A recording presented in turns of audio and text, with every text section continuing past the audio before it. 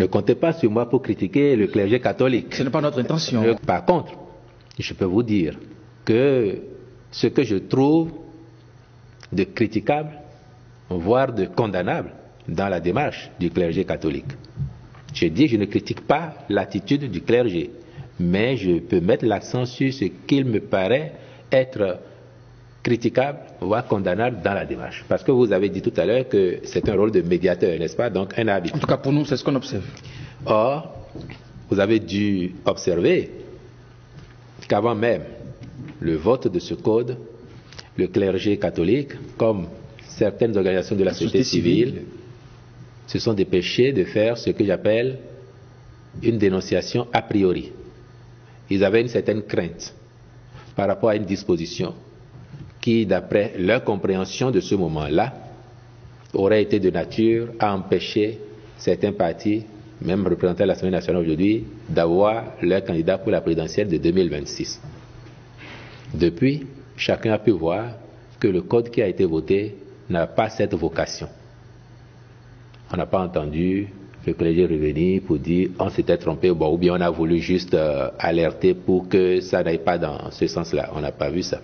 J'ai dit, il y a eu une déclaration a priori. Ensuite, une fois que le code a été voté, ce qui était minoritaire à l'Assemblée nationale, dont certains des amendements ont été pris en compte dans ce code, mais qui n'ont pas trouvé satisfaction sur certains autres aspects du code, se sont dépêchés d'aller se plaindre au clergé, n'est-ce pas? Entre autres.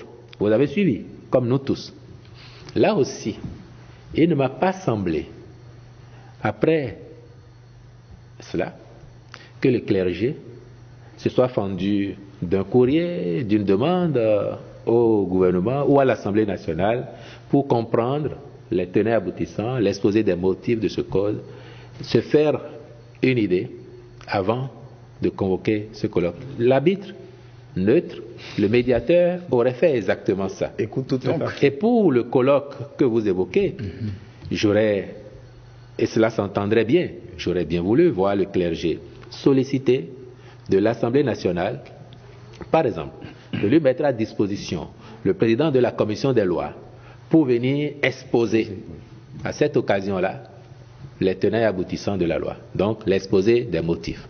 Et après, que des députés de toute obédience viennent faire débat. Ce n'est pas, je ne dis pas qu'ils n'ont pas invité l'Assemblée, mais je dis invité pour que ça soit présenté par les gens qui devraient le faire. Donc je n'ai pas vu ça. Vous avez le sentiment que ce colloque est un ensemble de communication à charge contre le code? Bien, moi je sais maintenant apprécier un peu la charge des mots, comme vous.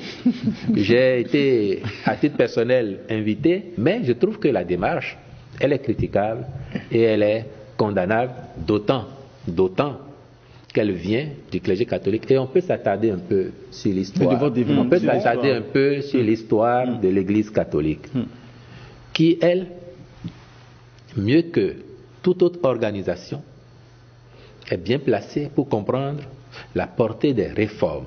Parce que, pour que l'Église catholique soit ce qu'elle est aujourd'hui, et pour que ses acteurs en soient fiers, il aura fallu, à un moment donné aussi, le courage réformateur d'un certain Grégoire VII, quand il arrive à la papauté, avec les mesures fortes, les réformes, pour redorer le blason de l'Église. Or, toute chose que nous faisons aujourd'hui vise à faire quoi? Réhabiliter notre pays, faire en sorte que les pratiques changent dans le bon sens, qu'elles portent le pays vers le haut, vers l'avant. Même si sur l'instant, c'est difficile. Et les cléricaux peuvent revisiter l'histoire de l'Église, se rendront compte que quand les réformes se faisaient sous Grégoire VII aussi, c'était pas facile à vivre. Mais aujourd'hui, je crois que chacun d'eux est fier d'appartenir à cette grande famille qu'est l'Église catholique. Nous rêvons aussi que demain, passer le temps des querelles politiques, sur le moment, que tous puissent dire notre pays a progressé, nous y avons tous contribué d'une manière ou d'une autre, à travers nos réticences, à travers nos critiques, à travers les injures à ceux qui les faisaient, mais aussi à travers notre compréhension et notre accompagnement de cette dynamique.